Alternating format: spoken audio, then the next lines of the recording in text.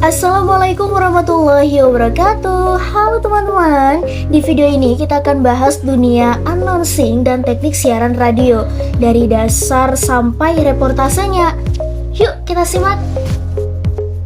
Pernah gak sih dengar suara penyiar radio itu yang bikin kita betah banget?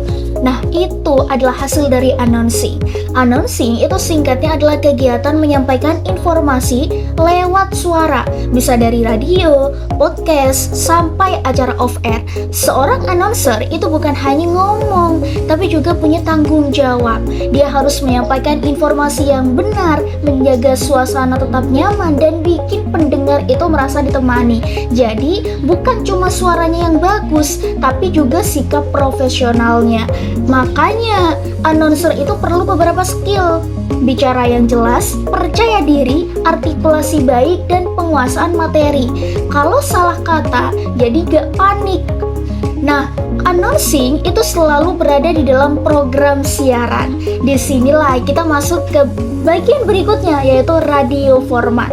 Radio format itu ibarat kepribadian sebuah radio. Ada radio yang fokus ke musik, ada yang talk show, ada yang berita, ada religi, hiburan, dan lain sebagainya. Karena itu, announcer itu harus tahu dia itu siaran format yang mana. Cara bicara di radio musik itu tentu beda dengan radio berita. Yang satu lebih santai dan yang satu lebih formal dan serius. Jadi, announcing dan radio format itu punya kaitan. Announcer menyesuaikan gaya ngomong dengan format programnya.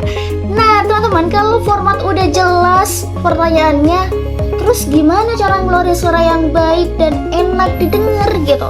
Disinilah kita belajar teknik mengeluarkan suara. Kuncinya sederhana, posisi tubuh tegak, tarik nafas dari perut, jangan tegang. Coba latihan kecil contohnya, tarik nafas, tahan, lalu keluarkan pelan-pelan. Tujuannya supaya apa? Supaya suaranya stabil, enggak serak dan enggak cepet capek. Nah, setelah suara siap, baru kita masuk ke teknik dasar siaran. Di sini itu bukan cuma soal suaranya bagus, tapi juga bagaimana kita membawakan siarannya. Dasarnya ada 3. Yang pertama jelas, kedua tenang, dan ketiga percaya diri. Nah, supaya siaran tetap terarah, penyiar biasanya menggunakan skrip.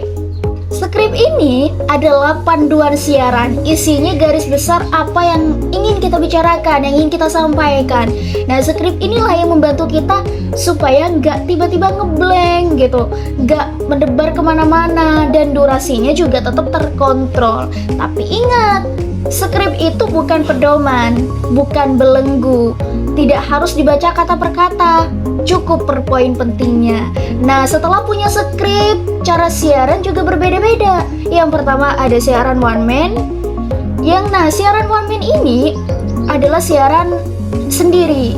Kamu yang buka, ngobrol, puter lagu, baca iklan, itu sendiri. Sampai yang nutupnya juga sendiri. Butuh fokus dan multitasking karena semuanya itu kamu yang akan pegang. Kebalikannya, ada juga siaran tandem. Siaran tandem ini adalah siaran berdua atau lebih, karena bisa saling lempar pertanyaan dan bercanda. Yang penting bukan siapa yang paling banyak bicara, tapi bangun chemistry di antara keduanya. Nah, dalam siaran, gak semua hal itu sudah tertulis di skrip, betul kan? Kadang ada hal-hal yang spontan. Disinilah muncul kemampuan ad-libbing.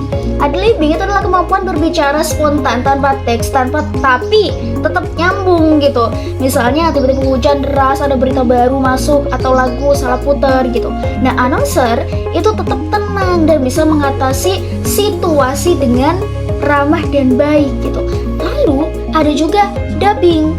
Dubbing ini adalah mengisi suara untuk video, film, atau iklan. Di sini bukan cuma jelas, tapi harus sesuai emosi gambarnya, sedih, senang, tegang, sebagainya. Contohnya film Jumbo. Nah, kalau penyiar udah terbiasa bicara spontan, skill berikutnya yang penting adalah teknik wawancara. Dalam wawancara, tugas penyiar itu bukan hanya bertanya, yang utama adalah mendengarkan. Kita siapkan pertanyaan, kita dengarkan jawaban dari narasumber, Lalu kita gali lebih dalam tanpa memotong pembicaraannya. Terakhir, kita sampai ke reportase. Reportase itu adalah peliputan langsung di lapangan. Bisa acara kampus, konser, bencana, kegiatan masyarakat, dan lain sebagainya. Dalam reportase, announcer ini menyampaikan bukan hanya fakta, tapi juga suasana. Misalnya, saat ini saya berada di gedung Fakultas Dakwah dan Komunikasi Islam di mana Prodi KPI sedang melangsungkan kegiatan Festival Communication 2026. Contohnya itu. Nah, di bagian ini semua itu punya kemampuan. Yang kita bahas ada bicara tentang percaya diri, ADB, wawancara, dan semua itu yang saya bahas tadi adalah menyatu gitu. Nah, itu dia perjalanan kita dari announcing sampai reportase. Intinya, penyiar yang baik itu bukan yang paling sempurna, tapi yang paling terasa dekat dengan pendengarnya, betul? Nah, kuncinya cuma 3, latihan, percaya diri, dan menikmati proses. Sampai jumpa di video berikutnya, dan semoga kamu jadi announcer hebat versi dirimu sendiri. Terima kasih. Wassalamualaikum warahmatullahi wabarakatuh.